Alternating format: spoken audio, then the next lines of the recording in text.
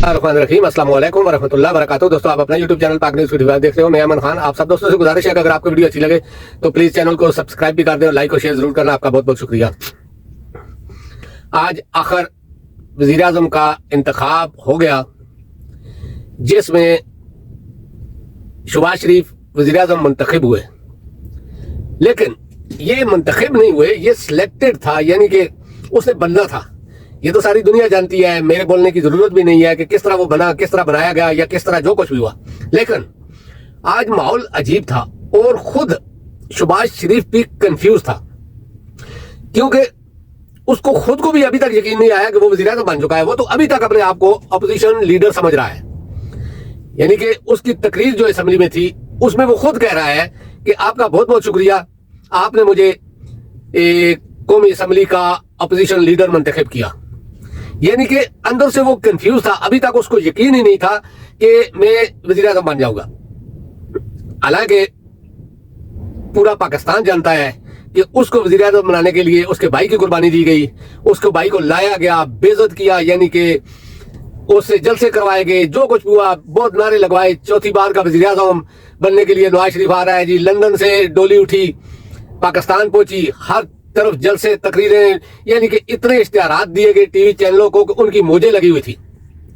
और उम्मीद है पाकिस्तान की उम्मीद उस वक्त ना उम्मीदी में बदल गई जब वो वजारत उज़्मा की दौर से निकाल दिया गया।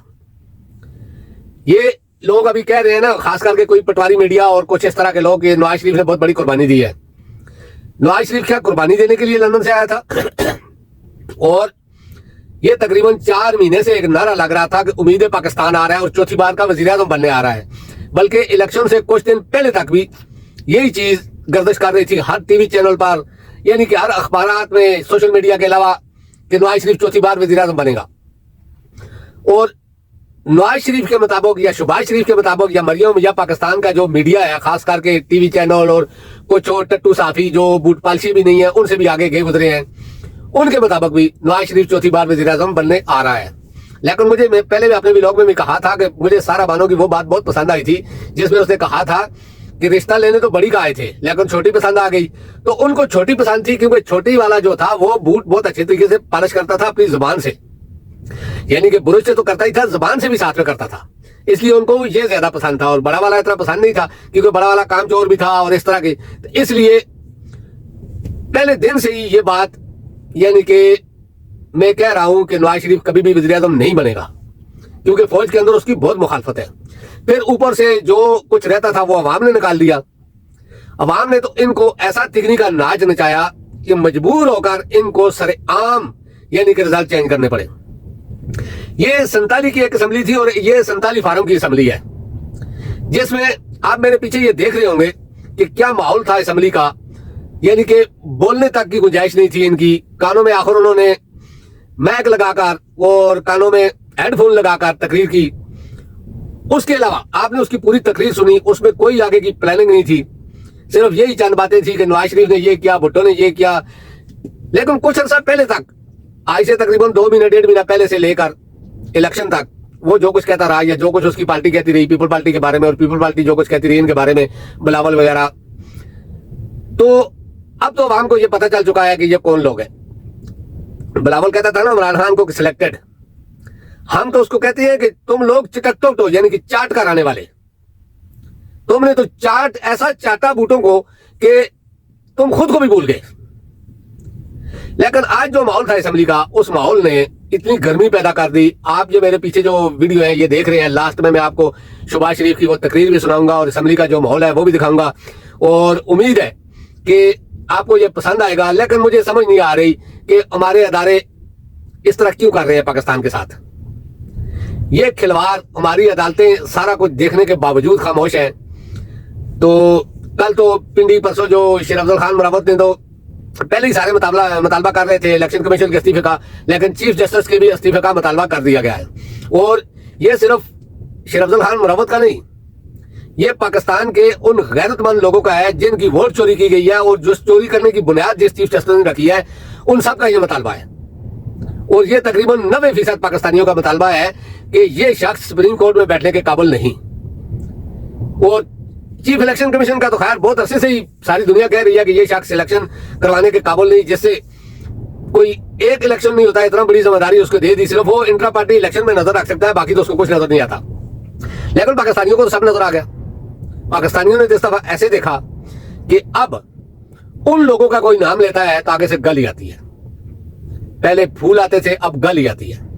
ये वो भी सोच लें कि उन्होंने इस चीज को कहां पर पहुंचा दिया।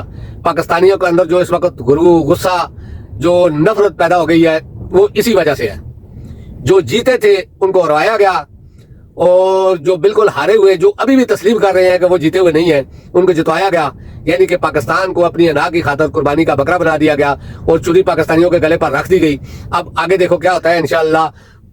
आजकल तो नून लीग के खुद भी, मैंने सुना है उसके एक सेनेटर का बयान, जावेद अब्बासी का, वो खुद खुल के, यानी कि नून लीग के लोग खुल कर कह रहे हैं कि ये असेंबली नहीं चलेगी 3-4 महीने से ज्यादा। तो शायद खाकान अब्बासी को देखो, जावेद लतीफ को देखो, और बहुत सारे इनके लोग हैं, उनको देखो तो क्या हो रहा है। तो अब आप जरा ये वीडियो देखें असेंबली की, जिसमें खुद कबूल कर रहा है कि वो अपोजिशन लीडर है। इसके बाद जो माहौल उधर तहरीक इंसाफ ने क्रिएट किया, इनको बोलने की इजाजत नहीं थी और डरे हुए, सहमे हुए। नवाज शरीफ का चेहरा देखो, बिल्कुल रोने के करीब, यानी कि एक बेबसी उसके चेहरे पर। और शहबाज शरीफ की तकरीर के दौरान आप उसको देख लो तो आपको सारी समझ आ जाएगी कि ये क्या मजबूरी थी, जिस मजबूरी की वजह से ये सब कुछ हुआ। तो आप ये वीडियो देखें, इंशाअल्लाह नेक्स्ट व्लॉग में आपसे मुलाकात होगी। अल्लाह पाक आप सबको अपनी मान में रखे। अल्लाह हाफिज़, अस्सलाम वालेकुम वरहमतुल्लाहि वबरकातुहू।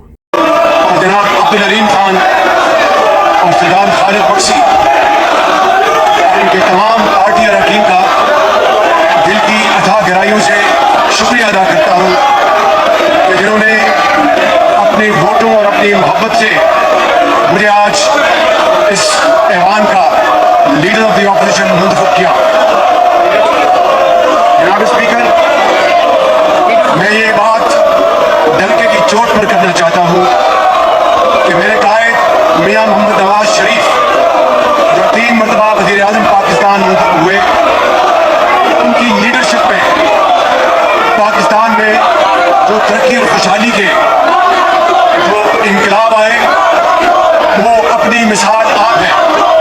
और ये कहना गलत नहीं कि मियां मोहम्मद नवाज शरीफ हमारे पाकिस्तान है।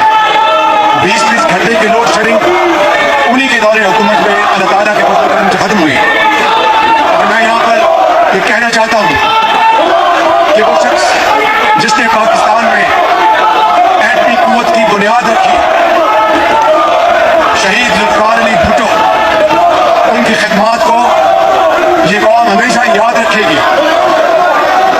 और शुमारी किस्मत देखें,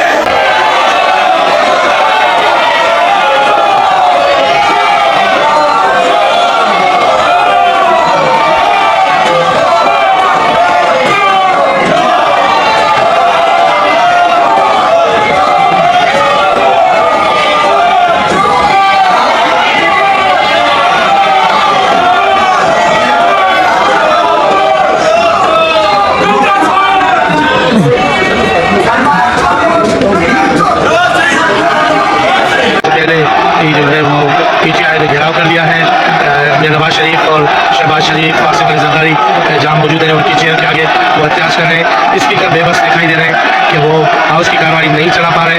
PTI ने घेराव कर लिया है स्पीकर चैम्बर के आगे। और अब स्पीकर की जानिब से कुछ हिदायत दी गई हैं आर्म फोर्स को, जो यहाँ पर तैनात फोर्स होती है कौमी असम्बली की, पार्लियामेंट की, के ज़ाब्ता लाया जाए। बहरहाल आप देख सकते हैं कि कौमी असम्बली के जो पहला इजलास है 2024 के जो इंतखाबात के नतीजे में जो अमल में आने वाली असम्बली है, पार्लियामेंट है, उसमें पहले दिन का आगाज़ इस एहतजाज से शुरू हो चुका है और PTI इस वक्त एहतजाज कर रही है।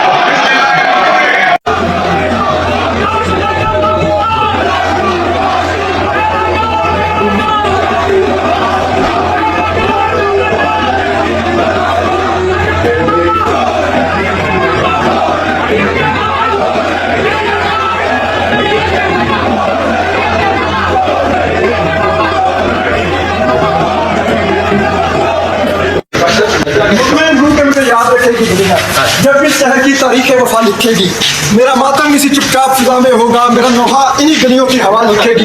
ये पाकिस्तान के तौर पर लोग जान लें, ये जो मर्जी जिस तरह के मर्जी कायम करना चाहते हैं। मैं जर्नलिस्ट हूँ, असद अली दूर is nobody, this is the cause.